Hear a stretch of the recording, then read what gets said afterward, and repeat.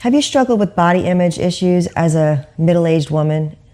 I think it's hard not to in our culture. I mean, we're just bombarded with messages. All you have to do is open your phone and you see some woman that's half-dressed. She's like in her 50s with rock-hard abs, and she's like, all you have to do is Tai Chi for 30 minutes a day for a month and you'll look like this. I mean, come on. Or what about that how not to dress old?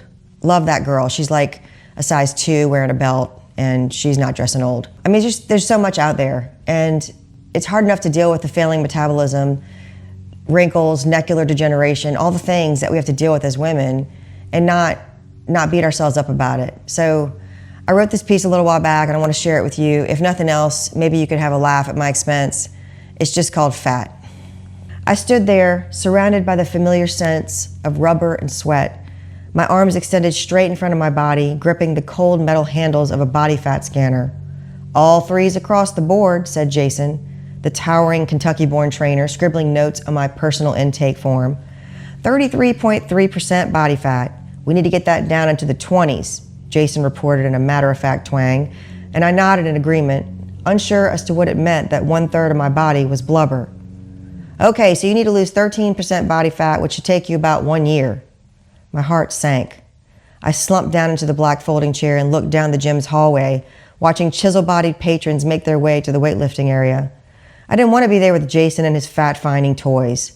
I had recently fallen off the clean-eating wagon, the broccoli chicken protein shake routine that had become my latest new habit I would never ever break. I broke it this time after a run of solid 7 weeks.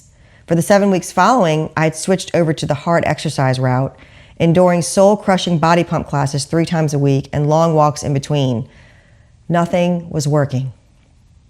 I'm almost 53 and I love to eat. I adore the empty calories in wine, all colors, all grapes. I have no willpower to starve myself.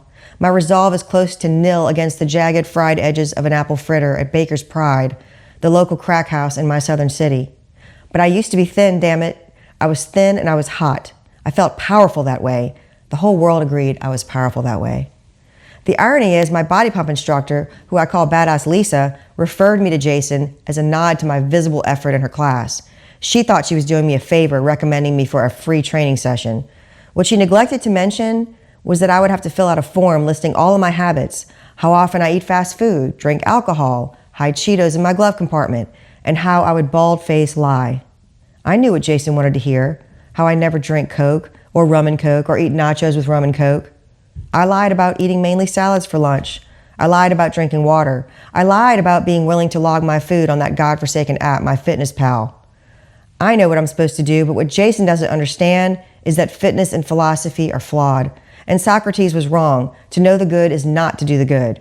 I know I shouldn't go to bed on 2 slices of red velvet cake and 2 glasses of red velvet wine, but I do it anyway.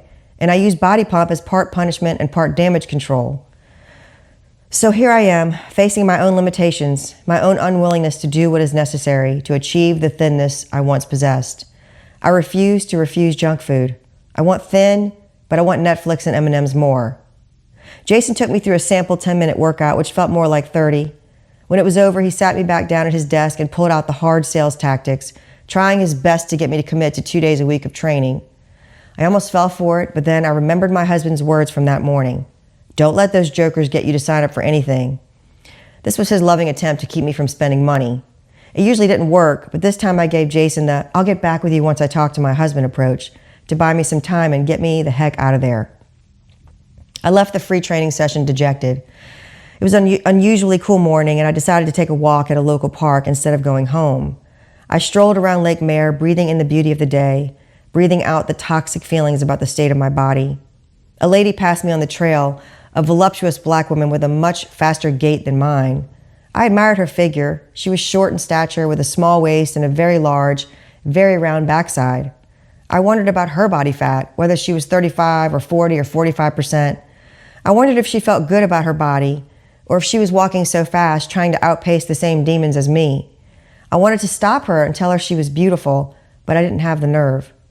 I want to tell a lot of women they're beautiful. I see the insecurity in their eyes, and I fear they may be boiling chicken in a crock pot at home, or eating apples at Panera Bread, or missing a former version of themselves.